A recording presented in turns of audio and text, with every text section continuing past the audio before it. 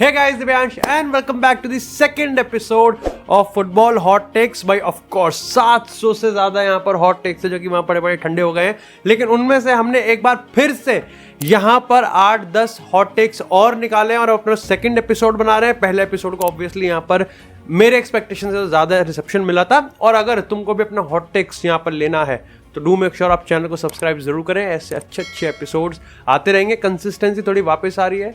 जो लाइव्स हैं, जो ओजीज हैं अपने चैनल के, उनको पता है कि यहाँ पर समथिंग इज कुकिंग और I am getting cooked. But ठीक है, सबसे पहला यहाँ पर जो हॉट टेक है वो है यहाँ पर टर्मिनेटर मेसी 2010 का. उन्होंने यहाँ पर एक कहा कि Zidane is overrated as a manager. भाई पीएस नोट भी डाला है थिंक वाइज, तो एक बार थिंक वाइजली करते हैं यहाँ पर.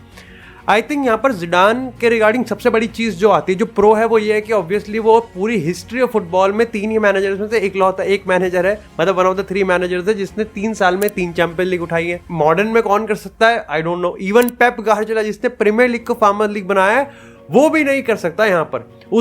वो भी फेल हो चुका है. वो भी बार्सा के साथ फेल हो चुका है, बायर्न के साथ फेल हो चुका है, इवन वो इस मैनचेस्टर सिटी के साथ भी फेल हो चुका है. In comparison to Real Madrid, of course एक गैलेक्टिको टीम थी, बट स्टिल उसमें अपने फ्लॉज थे. लेकिन काफी लोग इस चीज को काउंटर इस चीज से करते हैं कि जिडान ने जो किया ना, एक्चुअली में वो कोई भी कर सकता था. वो यहाँ पर मतलब ये टीम अपने आप में, जो when you think of like Modric, Toni Kroos, Gareth Bale, Isco, Cristiano Ronaldo, Karim Benzema, Sergio Ramos, Raphael Varane, Marcelo, ये टीम अपने आप में सेल्फ सफिशिएंट है भाई. बट क्या ये इतनी सेल्फ सफिशिएंट है कि 3 साल में 3 चैंपियन लीग जाएगी without any elite manager? I think मैं इससे एग्री नहीं करता. तो डेफिनेटली यहाँ पर मेरे को लगता है कि जो नोशन है या जो एजेंडा है कि जो जिडान ने किया है, वो कोई एक एवरेज मैनेजर भी कर सकता था, क्योंकि टीम अपने आप में ही सेल्फ सफिशिएंट थी कैरी करने के लिए. इसका मतलब तो ये कि लोग कार्लो एंसेलोटी की जो मैन मैनेजमेंट है, जो टैक्टिकल एक्यूमन है, जो उसका नोशन है, जो उसका एजेंडा है, जो उसकी आइडियोलॉजी है, उसको भी काफी लोग यहाँ पर अंडरमाइन करते हैं. बट आई थिंक यहाँ पर अगर जिडान का 2.0 देखें, वहां पर थोड़ी सी प्रॉब्लम आने लग जाती है. Of course post Cristiano Ronaldo era में यहाँ पर जिडान को एक बड़ा प्लेयर चाहिए था. काफी रिपोर्ट्स आप पढ़ोगे तो वो फादे वालवर्दे पे इतना भरोसा नहीं करता है, बिकॉज बहुत अर्ली था. विनीसियस को लेके वो ये कहता था कम से कम 3-4 साल रुको, जो कि लाइक पेरेज नहीं रुक सकता था. लुका योविक की डिमांड उसने खुद करी और फिर खुद ही टेस्ट करके उस पर फेल हो गया, तो उसने गिव अप कर दिया. गैरेथ बेल को वो यूज करना ही नहीं चाहता था. सेम मार्टिन ओडेगार्ड को भी वो यूज करा, गिव अप कर दिया, बाहर बेच दिया. तो यहाँ पर कहीं ना कहीं आप कह सकते हो कि जिडान ना थोड़ा लॉयलिस्ट था. जिडान अपने ओल्ड गार्ड को हमेशा अपने करीब रखता था. वो हमेशा यहाँ पर इस तरीके से अपने पास रखता था.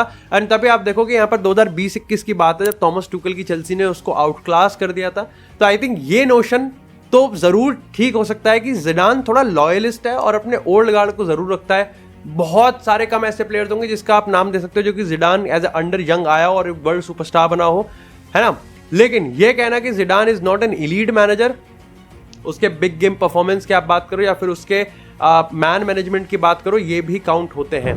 इसी के साथ यहाँ पर जो अगला आता है वो है कि भाई Cristiano Ronaldo still starts over Harry Kane if he was British.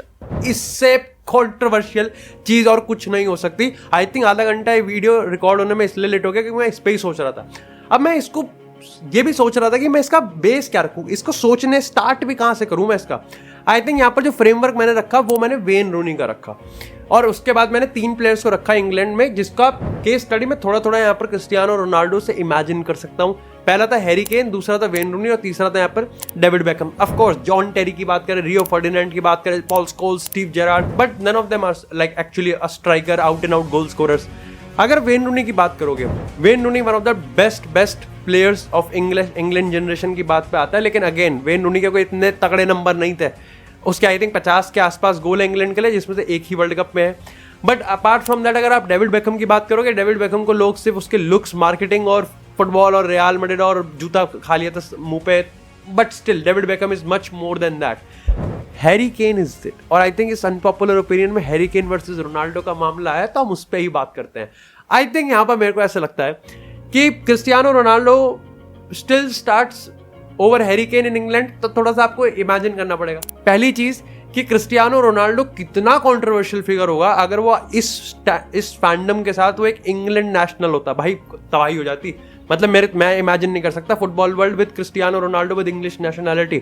उसके ऊपर से आप वर्ल्ड कप तो छोड़ो, आप यहाँ पर आप फ्रेंडली की बात करो, चाहे आप यहाँ पर यूरोस की बात करो, नेशंस लीग की बात करो, भाई the amount of media coverage जो मिलता, मतलब साउथ गेट तो बहुत पहले सैक हो चुका था, बहुत ही पहले सैक हो चुका होता, बट आई थिंक सिर्फ प्योर स्टैटिस्टिकल वे में अगर हम बात करें ना, तो Ronaldo at this age does not replace Harry Kane, does not replace Harry Kane. Prime की बात कर रहे हैं तो नोबडी, बट हम प्राइम की बात नहीं कर रहे, स्टिल स्टार्ट उसने लिखा है, तो आई थिंक ये अनपॉपुलर ओपिनियन को अनपॉपुलर ही रहने देते हैं और फ्रिज में रख देते हैं। I think England is way too controversial, way more mainstream, और वहां पर बहुत बहुत पावर बहुत लोगों के पास है। पोर्चुगल में नहीं, इट्स नॉट दैट पावर, वहां पे पावर वैक्यूम इतना नहीं है, इंग्लैंड में बहुत ज्यादा है। सब मैनेजर से लेके चपरासी से लेके गेटकीपर से लेके तुम और मैं से लेके सबके पास सबको अपनी अपनी पावर चाहिए। इसी के साथ यहाँ पर बोलते हैं Vishal Gupta, Toni Kroos the most underrated player of all time, deserved a Ballon d'Or. Is he underrated player of all time? Like मेरे को लगता है कि अब टोनी क्रूज को उसका वो रिकॉग्निशन मिलने लगा है। आई थिंक जो ऑफकोर्स वो हेटर होते हैं, जो काउंटर करते हैं, वो हर प्लेयर के होते हैं, बट आई थिंक उसको जो मेन स्ट्रीम मीडिया, जो मेन स्ट्रीम रिकॉग्निशन मिलना था वो मिल चुका है। आई थिंक इसमें बहुत हद तक इस चीज़ का फायदा मिला है कि वो जर्मनी के लिए आया, एक टूर्नामेंट और खेला। इस चीज़ से भी फायदा मिला है कि इस तरीके से उसने कार्लो एंसेलोटी की इस रियल मैड्रिड में अपना रोल निभाया। It's absolutely brilliant. और इस चीज़ से भी फायदा मिला है कि उसने अपने स्टाइल में अपने करियर को एंड किया है। एंड आई थिंक अल्टीमेटली एक जो आप पूरा समझते हो, तो आई थिंक टोनी क्रूज को उसका रिकॉग्निशन मिलता है। Deserved a Ballon door? Absolutely yes. But उसके अलावा मेरे को लगता है कि और भी काफ़ी सारे प्लेयर्स हैं, जैसे लुइस सुआरेज मैं कह सकता हूँ, of course Lewandowski, Virgil van Dijk, ये सारे वो प्लेयर्स हैं। इवन अगर आप कहो तो थोड़ा सा हालुंड, लेकिन आई थिंक डेफिनेटली यहाँ पर टोनी क्रूज के मामले में तो बात सही है। इसी के साथ यहाँ पर अगला आता है यहाँ पर देबार्श मंडल, कहते हैं Lewandowski is better than Suarez. I think overall yes. अगर मैं पीक की बात करता हूं तो इट इज लुइस सुआरेज। काफी लोग पीक में लेवेंडोव्स्की के नंबर्स गिना देंगे, बट मैं पीक में लुइस सुआरेज की बात जरूर बोलूंगा। He was under Brendan Rodgers at Liverpool, और भाई उसने इस लिवरपूल को इलीट बनाया। जो वो कर रहा था वो 2013-14 वाले सीजन में एब्सोल्युटली ब्रिलियंट था। वो एक सीजन अपने पहले सीजन में मेसी रोनाल्डो के बराबर के नंबर, अरे पता है काफी लोग कहते हैं कि अरे बराबर के नंबर तो लेवेंडोव्स्की पे थे। भाई लेवेंडोव्स्की वो मेसी के साथ खेल रहा था, वो रोनाल्डो के अगेंस्ट खेल रहा था, उसमें नेमार भी था। ये पूरी सिचुएशन में जब आप अपने आप को उभारते हो, आप अपने आप को निखारते हो, भाई रिस्पेक्ट इज एब्सोल्युटली अमेजिंग। मतलब ये वही वाली चीज है कि अगर ऐसा है तो फिर तो एम्बापे के लीग 1 के नंबर्स भी उसी लेवल पे आने चाहिए जिस तरीके से यहाँ पर बाकियों के नंबर्स आने चाहिए। यहाँ पर रोनाल्डो के सऊदी के, आई एम नॉट सेइंग कि सऊदी इजी है बुंदेसलीगा में गोल मारना, but I am just saying कि पीक की बात हो रही है और वो रिस्पेक्ट और क्लच की बात हो रही है। So I think Luis Suarez had the better edge, but overall की बात करें I think Lewandowski edge is out, क्योंकि पहली चीज तो भाई लॉन्जेविटी, लेवेंडोव्स्की कंसिस्टेंसी और उसका जो लाइक लंबे समय तक टिकने वाला ना, मैं भी टिकता हूं ऐसे तो, वो I think is better than Luis Suarez. So I think yes, इस बात पे तो एग्री करते हैं। If Neymar junior was not in Barca, been there for Real Madrid or Milan, he would have won the minimum of 2 Ballon d'Ors। पहले मेरे को समझ में नहीं आया मिलान कैसे रखा। I don't think, मतलब मिलान, इसमें मिलान का काम ही क्या है?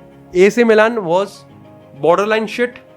AC Milan is still a borderline shit because the whole system. I could be wrong, क्योंकि पर्सनली मैं AC Milan को अभी इतना नहीं देखता हूँ, बट आई थिंक यहाँ पर कंसेप्ट भाई गलत लगा रहा है। It was not a fault of Barcelona कि नेमार बैलन डोर नहीं जीतवाया, और आई थिंक वो रियल मैड्रिड में जाता तो वहाँ भी नहीं जीत पाता।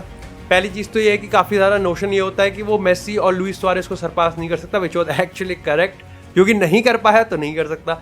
सेम आई थिंक मेरे को लगता है कि वो रोनाल्डो, बेंजेमा, बेल में से भी किसी को भी नहीं हरा सकता था। आई एम नॉट सेइंग वो हरा नहीं सकता था क्योंकि उसकी बस की नहीं है, I am just saying because पहली चीज़ so he was like very injury prone, ठीक है, बहुत ही ज़्यादा इंजरी प्रोन था, और I think majority of the blame तो इसी चीज़ का है। पर दूसरी चीज़ मैं ये समझता हूँ कि आई थिंक यहाँ पर लाइक बार्सिलोना और यहाँ पर जो रियल मैड्रिड है, अगर इसको हटा के वो PSG जो गया बैलन डोर जीतने के लिए, कर सकता था वो, अगर वो इंजर्ड ना होता तो वो कर सकता था जो वो करने की कोशिश कर रहा था। अगर यहाँ पर PSG अपना चैंपियन लीग जीत जाती, लीग 1 वो जीतती है, ऑफकोर्स यहाँ पर नंबर आ जाते हैं भाई, वहाँ पर भी उन्होंने एम्बापे उसको दिया था। लेकिन मेरे को एक प्रॉब्लम ये भी है नेमार से, आई थिंक यहाँ पर लोग इस चीज़ को नहीं समझते। बेंजेमा 34 साल की में, and if I am not wrong यहाँ पर लुका मॉड्रिच 33 साल की में, वो अभी 32 साल की में, और वो खुद सऊदी खेल रहा है, तो जो पूरा लैंडस्केप है वो खुद चेंज हो गया है। नेमार ने खुद यहाँ पर अपने एम्बिशंस को खत्म कर दिया है। He would have still been the ही मतलब उसका अपने ट्रेजेक्टरी थी, तो हमारा ये व्हाट इफ करने का कोई मतलब नहीं बनता। हाउएवर आई थिंक सवाल की बात करें, मेरे को नहीं लगता कि यहाँ पर वो रियल मैड्रिड में जाता तो बैलन डोर जीतता। वहाँ पर बेल था, वहाँ पर रोनाल्डो था, वहाँ पर बेंजेमा था, और I just don't think I think वो नेमार, सुआरेज, मेसी में बहुत बढ़िया काम कर रहा था, बट सबको पता है it was Messi's playground, it was Messi's kingdom, it was the Messi's empire, तो उसमें वो कुछ नहीं कर सकता। आप वाइट में जाते, इट वॉज रोनाल्डोज एम्पायर, तो वहाँ पर भी वो कुछ नहीं कर पाएगा। आई थिंक यहाँ पर Pep Guardiola couldn't do what Jurgen Klopp and Jose Mourinho did at Liverpool and Porto. They both are better managers. I hope to make into the video. I think श्रेय वो underrated वाली story जो होती है, underdog वाली जो story होती है, and I think that's pretty much good, बढ़िया है, but मेरे को लगता है कि यहाँ पर better managers हैं वो, I don't think so. क्योंकि यार आप देखो कि मतलब even if अगर मैं मान के चलूँ कि उसने बायर्न ली जो कि पिनेकल पे थी अपने बुंदेसलीगा पे, उसने मैनचेस्टर सिटी उठाया जिस पे अनलिमिटेड पैसा था, उसने बार्सिलोना उठाया जिस पे लेगेसी, जिस पे प्रेस्टीज और जिस पे हिस्टोरिक और जिस पे भरमार थी ये लामासिया की, तो उसने ऑफकोर्स पिनेकल को उठाया, बट उनके साथ जो उसने किया वो नॉर्मल नहीं है। अबे टॉप मैनेजर्स, टॉप टीम्स होते, मैनचेस्टर यूनाइटेड ने कम पैसा खर्च किया, आप बताइए मुझे। स्काउटिंग की टीम्स तो मैनचेस्टर यूनाइटेड के पास भी, लिवरपूल के पास भी है, आर्सेनल ने भी पैसे खर्च किए दबा दबा के। उस टाइम जिस टाइम बार्सिलोना में ये सब चल रहा था, Jose Mourinho was the manager of Real Madrid, कर लेता फिर। रियल मैड्रिड पे भी उतना ही पैसा था, रियल मैड्रिड ने भी अपनी गैलेक्टिका विंडो उठाई थी। बायर्न में मैं कह सकता हूँ कि कोई था ही नहीं कंपटीशन में, ना डॉर्टमुंड के पास पैसा था, ना आरबी लाइप्जिग वगैरह ये सब वहाँ पर थे नहीं, लेवरकुसेन वगैरह। बट ला लीगा और प्रीमियर लीग में आई कैन नॉट से, I still remember, I think underdog story का जो इम्पैक्ट होता है वो बहुत बड़ा होता है। आई थिंक दैट्स वाई आप यर्गन क्लॉप के एक न्यूट्रल फुटबॉल फैन से जब आप यर्गन क्लॉप के और जोसे मोरिनो के अचीवमेंट्स की रिस्पेक्ट देखोगे तो बहुत बहुत बड़ी होगी।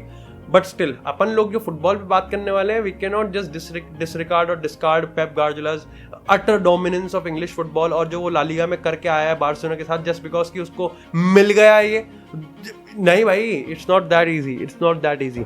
रसिक मुंद्रा कहते हैं Haaland is the perfect number 9 you want in your team. Premier League didn't have any clean striker then him over a decade, only get hit because he plays for a City, and I agree. I think पहला जो था it was a statement, more of an opinion, but I think जो second part है, only gets hate because he plays for City, perfectly उसको justify करता है। मेरे को लगता है हालैंड लिवरपूल के लिए खेल रहा होता या फिर हालैंड मैनचेस्टर यूनाइटेड के लिए खेल रहा होता, जो मीडिया हाइप है, जो बात है, जो नैरेटिव है, वो इस तरीके से कर दिया जाता, उसका कोई हिसाब नहीं होता भाई। आई थिंक हालैंड को हिट बहुत ज़्यादा मिलती है because he plays for Manchester city. मैंने पिछले वाले फुटबॉल हॉट टेक्स में यही सेम चीज़ केविन डी ब्रुयन के लिए भी कही थी। I think the notion, the propaganda in the agenda against Manchester city in players की एप्रिसिएशन को, इन प्लेयर्स के अक्यूमन को और इन प्लेयर्स के पर्सपेक्टिव जो कि फैंस के दिमाग में डालते हैं, उसको बहुत इम्पैक्ट करता है। It's very similar. इसका अच्छा खासा केस है यहाँ पर रियल मैड्रिड का और बार्सिलोना का, बट वहाँ पर हेट होती है। आई थिंक यहाँ पर मैनचेस्टर सिटी के अगेंस्ट कोई वैसी अब अचीवमेंट वाली हेट नहीं है, स्पोर्टिंग हेट नहीं है। आई थिंक मैनचेस्टर सिटी के अगेंस्ट उसकी एग्जिस्टेंशियल हेट है ही नहीं। सिटी एग्जिस्ट ही नहीं करती बिकॉज सिटी के फैंस नहीं है। काफी लोग ये कहते हैं कि भाई तेरे सब्सक्राइबर ज्यादा सिटी के फैंस है।